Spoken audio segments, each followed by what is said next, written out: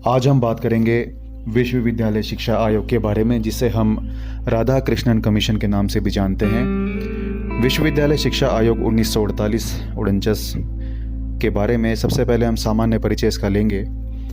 इसके अंतर्गत हम देख सकते हैं कि 15 अगस्त 1947 को हमारा देश आज़ाद हुआ था और राष्ट्र के पुनर्निर्माण को लेकर नए ढंग से सोचना शुरू किया गया और हर क्षेत्र में परिवर्तन को लेकर और सुधार को लेकर एक प्रक्रिया आरंभ हुई, जिसमें सबसे पहले शिक्षा के क्षेत्र पर ध्यान दिया गया और तत्कालीन उच्च शिक्षा को लेकर कुछ बातें इसमें सामने आईं। इसके अंतर्गत सबसे पहले CABE यानी कि केंद्रीय शिक्षा सलाहकार बोर्ड और IUBE यानी कि अंतर विश्वविद्यालय शिक्षा परिषद ने भारत सरकार को यह सुझाव दिया कि एक ऐसे विश्वविद्यालय शिक्षा आयोग नियुक्त करे जो विश्वविद्यालय शिक्षा में सुधार के लिए सुझाव दे। भारत सरकार ने इनके सुझाव पर 4 नवंबर 1948 को डॉक्टर सर्वपल्ली राधाकृष्णन की अध्यक्षता में विश्वविद्यालय शिक्षा आयोग की नियुक्ति की और इसमें कुछ प्रमुख सदस्य भी रखे, जिसमें डॉक्टर जाकिर हुसैन, डॉक्टर लक्ष्मण स्वामी मुदालियर, डॉक्टर आर्थर मॉर्गन और डॉक्टर जेम्स डप आदि थे। आयोग के अध्यक्ष के नाम पर इसे राधाकृष्णन कमीशन के नाम से भी जाना जाता है और भारत में सबसे पहला शिक्षा आयोग इसी को माना जाता है। अब हम बात करेंगे आयोग के उद्देश्य और कार्य क्षेत्रों के बारे में। तो इसके अंतर्गत आयोग का उद्देश्य और कार्य क्षेत्र यही था कि इसमें इनके प्रशासन और वित्त के संबंध में सुझाव देना, उच्च शिक्षा के पुनर्गठन के संबंध में सुझाव देना, तत्कालीन भारतीय विश्वविद्यालयों का अध्ययन करके उसके दोषों का पता लगाना। यदि हम बात करें आयोग के प्रतिवेदन के बारे में, तो आयोग ने एक प्रश्नावली तैयार की और उस प्रश्नावली को सभी विश्वविद्यालयों में भेजा, जिसमें 1000 शिक्षकों में से केवल 600 शिक्षकों ने इसे वापस किया प्रश्नावली को भरकर और उनका उत्तर आयोग को दे दिया। आयोग ने एक सांख्यिकी विवरण तैयार किया, एक स्टैटिकल ब्यौरा उन्होंने बनाया और उसके बाद उन्होंने अपना पूरा लेखा जोखा तैयार करके और संपूर्ण समस्याओं पर विचार करके अध्ययन करके उन्होंने एक विस्तृत रिपोर्ट तैयार की और उसे 25 अगस्त 1949 को भारत सरकार को सौंप दिया। यह प्रतिवेदन 747 पृष्ठों का एक बहुत बड़ा लंबा दस्तावेज है जो कि 15 भागों में बटा है। इसके 15 अध्याय माने जाते हैं। अब हम बात करें राधाकृष्णन कमीशन के सुझावों के बारे में, तो इसके अंतर्गत आयोग ने 13 विषयों पर सुझाव दिए, जिसमें शिक्षा का उद्देश्य, पाठ्यक्रम, माध्यम और शिक्षण प्रणाली, धार्मिक और नैतिक शिक्षा, उच्च ग्रामीण शिक्षा, स्त्री शिक्षा, शिक्षक शिक्षा, संगठन स्वरूप और संरचना, प्रशासन और वित्त, छात्र कल्याण योजनाएं, इंजीनियरिंग और तकनीकी शिक्षा, विधि कानून संबंधी शिक्षा, चिकित्सा स्वास्थ्य शिक्षा। इसके अंतर्गत इन्होंने अपने सुझावों के पक्ष रखे। विश्वविद्यालय शिक्षा के अंतर्गत इन्होंने प्रशासन और वित्त में यही कहा गया कि उच्च शिक्षा समवर्ती सूची में रखी जाए। इनकी व्यवस्था करना केंद्र और प्रांतीय सरकारों का उत्तरदायित्व होता है। संबंध जो महाविद्यालय हैं उनके प्रशासन का उत्तरदायित्व उनकी प्रबंधकारिणी समितियों का होना चाहिए। उच्च शिक्षा का वित्तीय भार केंद्र और प्रांतीय सरकारें संयुक्त रूप से वहन करेंगी। विश्वविद्यालय और महाविद्यालयों को विभिन्न मदों पर भवन निर्माण और प्रयोगशाला, पुस्तकालय, वाचनालय और खेलकूद आदि की व्यवस्था के लिए अनुदान दिया जाएगा। इसके साथ साथ इन्होंने विश्वविद्यालय शिक्षा का संगठन और संरचना के रूप में भी सुझाव दिया, जिसमें इन्होंने स्नातक का पाठ्यक्रम 3 वर्ष और परास्नातक का पाठ्यक्रम 2 वर्ष का कहा। शोध कार्य के लिए इन्होंने कहा कि इसका कार्यकाल 2 वर्ष का होना चाहिए। उच्च शिक्षा का वर्गीकरण इन्होंने 3 वर्गों में किया, जिसमें कला, विज्ञान और व्यावसायिक तकनीकी शिक्षा इसके अंतर्गत बताई। व्यावसायिक और तकनीकी शिक्षा को आगे 6 वर्गों में इन्होंने विभाजित किया, जिसमें कृषि, वाणिज्य, इंजीनियरिंग और तकनीकी चिकित्सा, कानून और शिक्षक प्रशिक्षण इसके अंतर्गत इन्होंने बताया। विश्वविद्यालयों में कला, विज्ञान और विभिन्न व्यावसायिक और तकनीकी शिक्षा के लिए अलग अलग विभाग खोलने के लिए इन्होंने सुझाव दिया। अब यदि बात करें उच्च शिक्षा के उद्देश्यों के बारे में, तो इन्होंने उच्च शिक्षा के उद्देश्य के बारे में निम्न सुझाव दिए, जिसमें ऐसे व्यक्तियों का निर्माण करना जो शारीरिक दृष्टि से स्वस्थ हों और मानसिक दृष्टि से प्रबुद्ध हों, व्यक्तियों के आनुवंशिक गुणों को ज्ञात करके उनका विकास करना, छात्रों के चरित्र का निर्माण करना, ऐसे विवेकशील नागरिक तैयार करना जो प्रजातंत्र को सफल बनाने के लिए शिक्षा का प्रसार करे, ज्ञान की सदैव खोज करे, व्यवसाय का प्रबंध करे। इस प्रकार से इन्होंने उच्च शिक्षा के उद्देश्य के बारे में अपने सुझाव दिए। उच्च शिक्षा के पाठ्यक्रम के बारे में इन्होंने निम्न सुझाव दिए, जिसमें इन्होंने स्नातक पाठ्यक्रम 3 वर्ष के लिए करने को बताया और उसमें 12वीं उत्तीर्ण जो छात्र हैं उनको प्रवेश देने के लिए कहा। स्नातक स्तर पर इन्होंने कला, विज्ञान और व्यावसायिक पाठ्यक्रम को विस्तृत करने के लिए अपनी बात कही और छात्रों को उनकी रुचि और आवश्यकता के आधार पर पाठ्यक्रम को चुनने के लिए छूट देने की इन्होंने बात कही। स्नातक स्तर पर सभी वर्गों कला, विज्ञान, व्यावसायिक और सामान्य शिक्षा और धार्मिक शिक्षा इसके अंतर्गत अनिवार्य की जाए। इन्होंने स्नातक स्तर पर सभी वर्गों में बताया कि सामान्य और धार्मिक शिक्षा इसके अंतर्गत अनिवार्य होनी चाहिए। सामान्य शिक्षा और विशिष्ट शिक्षा के संबंध में समन्वय किया जाए। स्नातक स्तर पर अंग्रेजी भाषा और राष्ट्रभाषा हिंदी की शिक्षा इसके अंतर्गत अनिवार्य इन्होंने बताई। ऐसे ही बात करें उच्च शिक्षा के माध्यम के बारे में, तो इन्होंने उच्च शिक्षा के माध्यम के बारे में निम्न सुझाव दिए। उच्च शिक्षा का माध्यम क्षेत्रीय भाषाएं होनी चाहिए। इसके साथ साथ कला वर्ग जो हैं उसमें कुछ विषयों की शिक्षा इन भाषाओं के माध्यम से दी जानी चाहिए। विज्ञान और व्यावसायिक तकनीकी वर्गों की शिक्षा के लिए इन्होंने कहा कि इन विषयों की शिक्षा संघीय भाषाओं में देना असंभव है, इसलिए इनकी शिक्षा अंग्रेजी भाषाओं के माध्यम से दी जाए। अंतर्राष्ट्रीय और वैज्ञानिक परिभाषिक शब्दों को स्वीकार किया जाए और जितनी भी संघीय भाषाएं हैं उनका विकास किया जाए।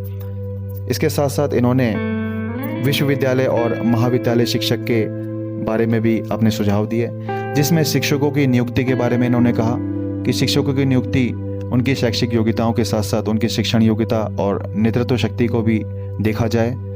शिक्षकों की पदोन्नति की जाए और यदि पदोन्नति की जा रही है तो उसमें सीनियरिटी बेस ना रखा जाए, उनकी विद्वता और शिक्षण कुशलता को देखा जाए। शिक्षकों के वेतनमान के लिए इन्होंने कहा कि research fellow, instructor, lecturer, reader और प्रोफेसर इन सब के लिए अलग अलग वेतनमान निश्चित किया जाए। और यदि महाविद्यालय में यदि कोई शिक्षक है तो उसको इन्होंने 2 वर्गों में बांटा, जिसमें प्रधानाध्यापक और लेक्चरर इन्होंने रखा और इनके वेतनमान में भी वृद्धि करने के लिए इन्होंने सुझाव दिया। नए वेतनमान को लागू करने के लिए भी इन्होंने सुझाव दिया और शिक्षकों की सेवा शर्तों के बारे में भी इन्होंने सुझाव दिया। इन्होंने कहा कि सेवानिवृत्त होने तक की जो आयु है वो 60 वर्ष हो, जो सरकारी कर्मचारियों की होनी चाहिए और इनको प्रोविडेंट फंड की सुविधा भी दी जानी चाहिए। इसके साथ साथ शिक्षकों को इन्होंने आवास सुविधा देने के लिए भी अपना सुझाव दिया। यदि हम बात करें उच्च व्यावसायिक और तकनीकी शिक्षा के बारे में, तो इसके अंतर्गत इन्होंने निम्न सुझाव दिए, जिसमें इन्होंने कृषि शिक्षा के बारे में बताया, जिसमें इन्होंने कहा कि जो कृषि शिक्षा का पाठ्यक्रम है वो सामान्यतः 3 वर्ष का होना चाहिए और यदि पशुपालन का विषय उसके अंतर्गत आता है तो वो 4 वर्ष का होना चाहिए। कृषि के वर्तमान कॉलेज को आर्थिक सहायता प्रदान की जानी चाहिए।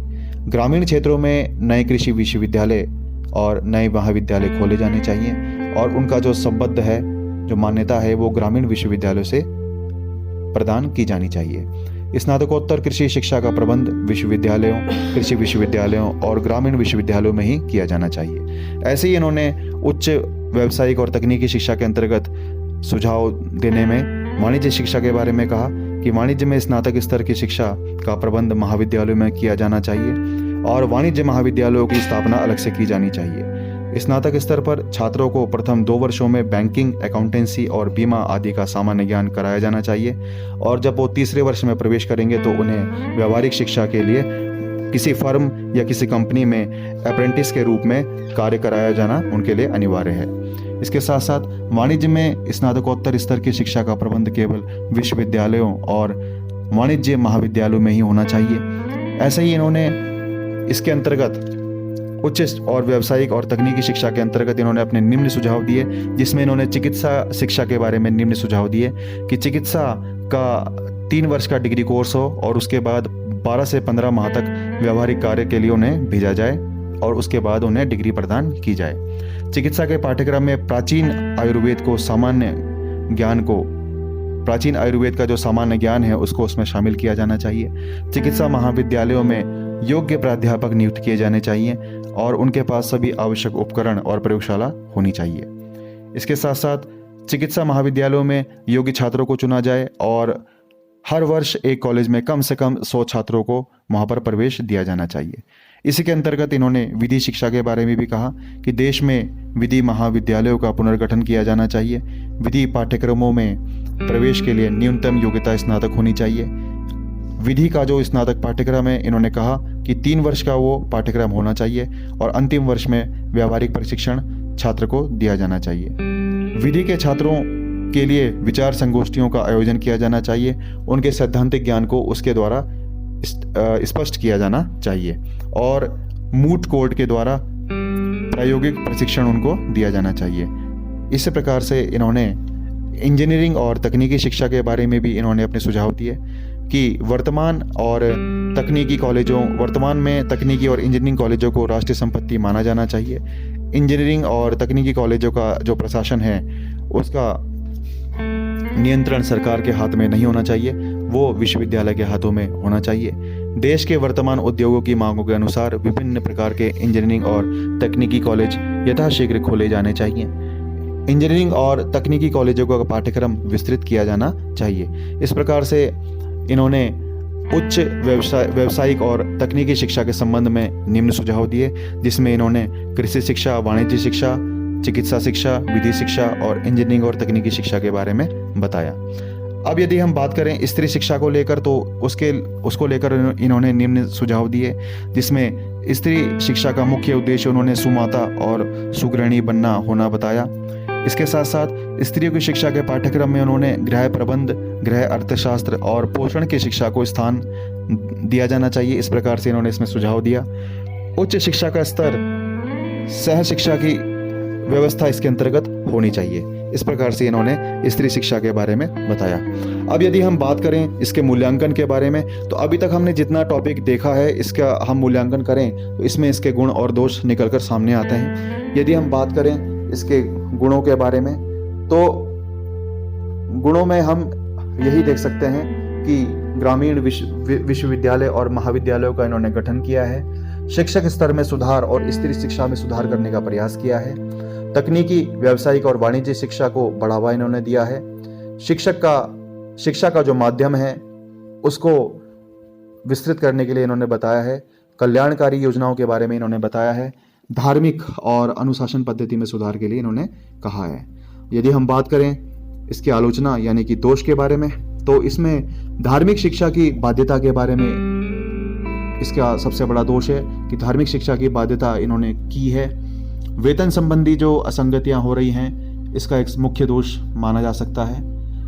माध्यम के संबंध में इन्होंने अस्पष्ट बात की है, तो एक प्रकार से ये भी एक इसका दोष माना जा सकता है। स्त्री शिक्षा के संबंध में इन्होंने संकुचित और सीमित दृष्टिकोण रखा है, तो ये भी इसका दोष माना जा सकता है। इसके साथ साथ उच्च शिक्षा के उद्देश्यों के लिए इन्होंने कुछ अस्पष्ट विवरण दिया है जो कि पूर्ण रूप से स्पष्ट नहीं है, तो ये भी इसका दोष होता है। इसके साथ साथ ग्रामीण विश्वविद्यालयों के संबंध में इन्होंने अपारदर्शिता दिखाई है, जो इसके दोष के अंतर्गत हम देख सकते हैं। इस प्रकार हम